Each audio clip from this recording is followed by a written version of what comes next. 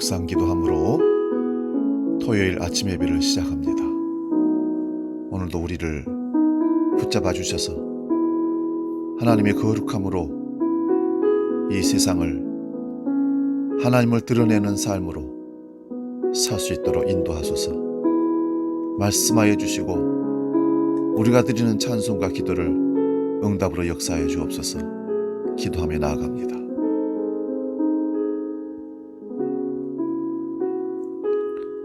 사랑의 아버지 하나님, 한 주간의 삶을 지켜주시고 인도해 주셨음을 감사하며 아버지 앞에 마음의 무릎을 꿇고 나아갑니다. 이 아침에 우리를 만나주시고 우리 마음이 주께로 온전히 향할 수 있도록 인도하여 주옵소서. 한 주간을 마무리하면서 내일 주일을 준비하는 거룩한 예비일이 되게 하시고 오늘도 절제하며 자제하며 경거망동하지 아니하도록 성령이 우리를 지배하여 주시옵소서. 이제 사도신경으로 신앙 고백합니다. 나는 전능하신 아버지 하나님 천지의 창조주를 믿습니다. 나는 그의 유일하신 아들 우리 주 예수 그리스도를 믿습니다. 그는 성령으로 잉태되어 동정녀 마리아에게서 나시고 본디오 빌라도에게 고난을 받아 십자가에 못 박혀 죽으시고 장사된 지 사흘 만에 죽은 자 가운데서 다시 살아나셨으며 하늘에 오르시어 전능하신 아버지 하나님 우편에 앉아 계시다가 거기로부터 살아있는 자와 죽은 자를 심판하러 오십니다. 나는 성령을 믿으며 거룩한 공교회와 성도의 교제와 죄를 용서받는 것과 몸의 부활과 영생을 믿습니다. 아멘. 오늘 아침 우리에게 주신 하나님 말씀은 마태복음 12장 15절에서 21절까지 말씀 봅니다. 신약성경 19면에 있습니다. 마태복음 12장 15절에서 21절 말씀 봉독할 때 살아계신 주님의 음성을 들을 수 있기를 바랍니다. 봉독합니다. 예수께서 아시고 거기를 떠나가시니 많은 사람이 따르는지라 예수께서 그들의 병을 다 고치시고 자기를 나타내지 말라 경고하셨으니 이는 선지자 이사야를 통하여 말씀하신 바 보라 내가 택한 종 곧 내 마음에 기뻐하는 바 내가 사랑하는 자로다. 내가 내 영을 그에게 줄 터이니 그가 심판을 이방에 알게 하리라. 그는 다투지도 아니하며 들레지도 아니하리니 아무도 길에서 그 소리를 듣지 못하리라. 상한 갈대를 꺾지 아니하며 꺼져가는 심지를 끄지 아니하시기를 심판하여 이길 때까지 하시리니 또한 이방인들이 그의 이름을 바라리라 함을 이루려 하심이니라. 아멘. 오늘 봉독한 이 말씀으로 은밀하게 꾸준하게 이런 제목을 붙이고 말씀을 상고합니다. 은밀하게 꾸준하게. 오늘 본문의 말씀은 예수님께서 아시고 거기에서 떠나가시니라는 말씀으로 시작됩니다.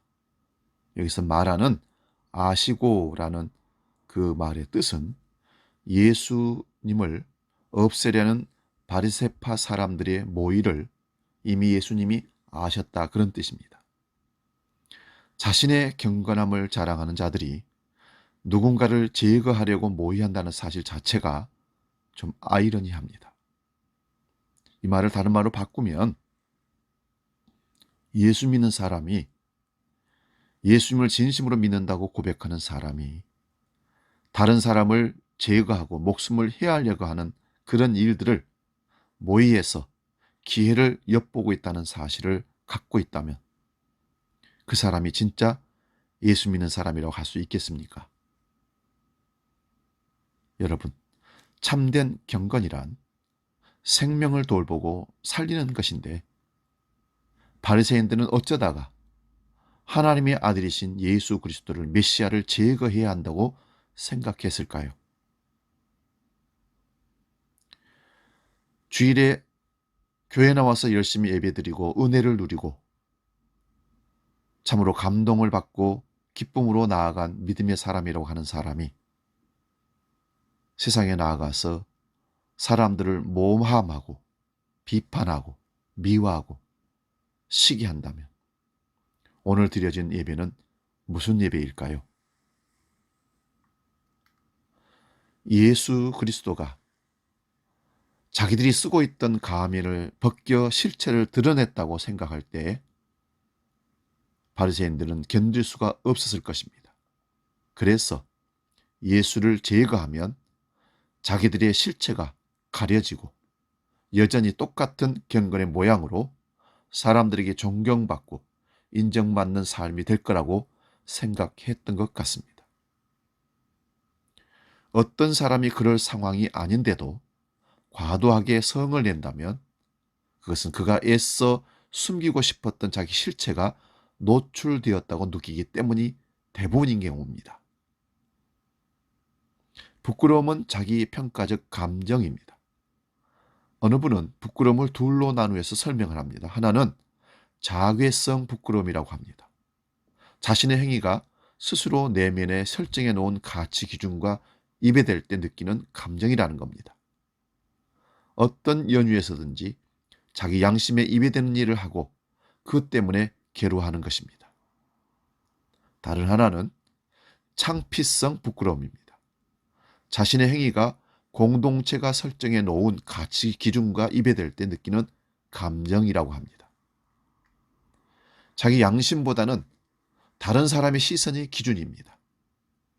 그런데 이런 부끄러움을 회개의 기회로 삼기보다는 그런 부끄러움을 야기시킨 사람에 대한 미움으로 전환시킴으로 사람을 증오하고 미워하는 일들이 꽤나 많이 우리 삶에서 일어납니다. 복음서에 등장하고 있는 바리새인들이 전형적인 그런 사람들입니다. 오늘 말씀 12장의 앞부분에는 안식일 날 제자들이 길을 가다가 시장기가 있었는지 모르지만 안식일에 곡식에 이삭을 잘라서 먹었다는 것입니다. 그것으로 안식일 논쟁이 일어났던 것이 오늘 예수님을 제거해야겠다는 모의를 하는 동기로 드러납니다. 예수님 일행이 안식일에 밀밭 사이를 지나갔는데 시장했던 제자들이 밀 이삭을 잘라 먹은 것이 논쟁의 발단이라는 것이죠. 그래서 예수님을 공격합니다. 당시 배고픈 사람들이 시장길을 면하기 위해서 남의 밭에서 이삭을 잘라 먹는 일은 관습적으로 허용되는 일이었습니다. 물론 그것을 많이 거두어서 집으로 가져가면 절도가 되겠죠. 제자들은 시장길을 면하려고 밀 이삭을 조금 잘랐을 뿐입니다. 그런데 바리새파 사람들이 문제를 삼는 것들은 그들의 사소한 일탈이 아니었습니다. 마침 그날이 안식일이었고 그들은 왜 안식일 규정을 어기도록 허용했느냐고 묻는 것입니다. 그러자 예수님은 참된 안식일 준수는 특정한 날을 지키는 것이 아니라는 사실을 지적하면서 바리새파 사람들이 듣기에 매우 불쾌한 말을 덧붙여서 던집니다. 본문 7절과 8절 말씀을 제가 읽겠습니다. 나는 자비를 원하고 제사를 원하지 아니하노라 하신 뜻을 너희가 알았더라면 무지한 자를 정죄하지 아니하였으리라. 인자는 안식일의 주인이라 하시니라. 바리새파 사람들은 이 말씀을 신성모독처럼 받아들였습니다. 마태복음을 기록한 마태는 이후에도 안식일 논쟁이 지속되었음을 계속 기록하고 보여줍니다. 회당에서 한쪽 손이 오그라든 사람을 고쳐준 것을 빌미를 삼아서 바리새파 사람들은 예수님을 없앨 모의를 또 합니다. 무엇이 그들을 그렇게 붕괴하게 했을까요? 나는 자비를 원하고 제사를 원하지 않는다 하는 말씀을 깨달으라는 그 말씀이 아니었을까요? 참으로 아픈 부분을 예수님이 아마 전곡을 찔렀던 것 같습니다. 바리새파 사람들의 헛된 자부심의 가면이 그 말씀으로 일순간에 벗겨지는 것 같습니다. 가장 경건한 채 하지만 자비심이 없다면 그것처럼 허망한 노릇이 없습니다. 사람들은 애써 가리고 있던 자기의 실체가 드러나면 참회하기보다는 가면을 벗긴 사람에 대한 적의와 미움을 드러낸다는 것입니다. 예수님은 불필요한 갈등을 피하기 위해서 일단 그것을 떠나셨습니다.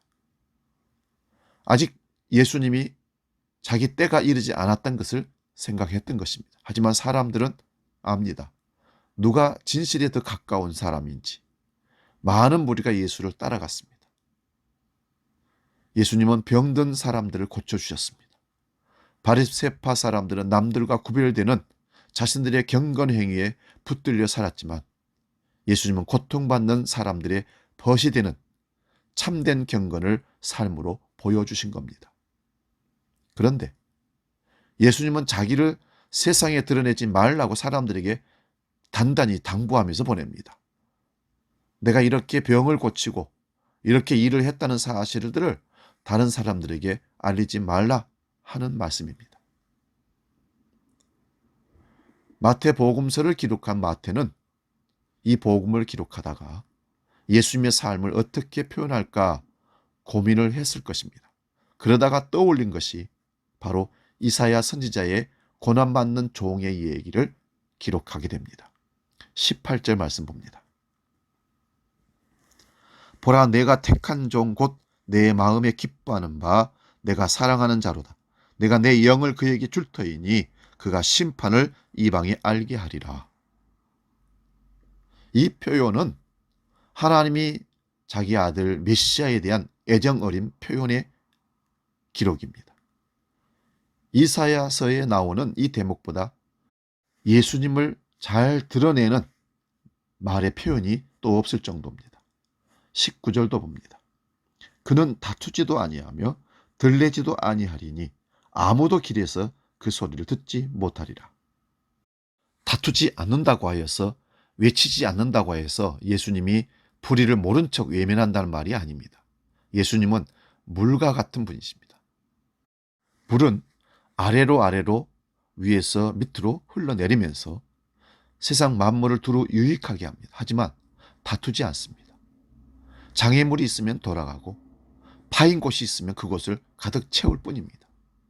그리고 무사람들이 싫어하는 곳, 낮은 곳으로 찾아갑니다. 하지만 물처럼 자연스럽게 사셨던 예수님도 위선적이고 불의한 자들을 보면 그들을 꾸짖는 일을 주저하지 않으셨습니다.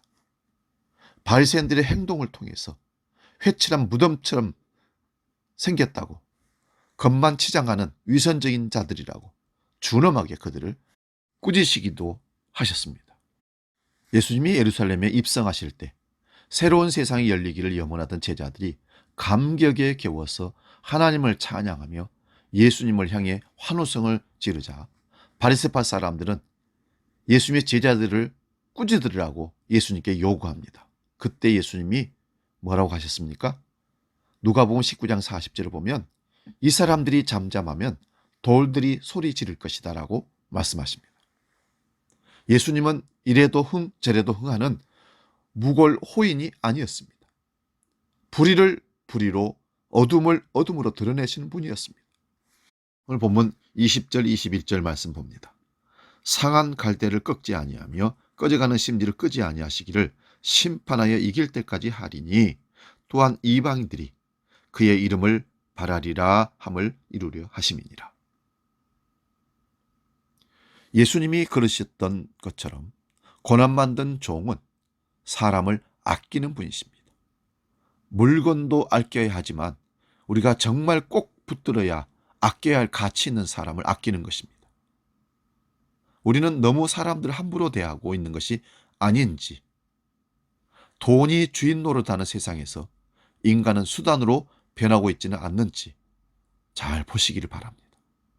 예수님은 상한 갈대도 꺾지 않으시고 꺼져가는 심지도 끄지 않으시는 분입니다. 한마디로 생명을 아끼신다는 말씀입니다. 그리고 기다리신다는 말씀입니다. 하지만 오늘의 세계는 그렇지가 않습니다. 강한 자들은 마치 당연하듯이 특권을 누리고 약자들을 무시합니다. 많은 사람들이 강자들과 자기를 동일시하면서 약자들의 눈물을 외면합니다. 그리고 그 약한 자들을 사람들의 눈에서 띄지 않는 곳으로 밀어내려고 합니다. 이것은 예수님 사랑 정신이 아닙니다. 사람을 아끼지 않는다면 무슨 말을 하든 그는 예수와 무관한 사람입니다.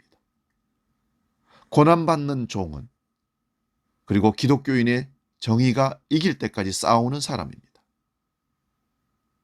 남을 제거하기 위한 싸움이 아니라 모든 사람들이 서로를 귀히 여기고 존중하는 세상을 열기 위한 싸움이 예수 믿는 사람들의 싸움이어야 합니다.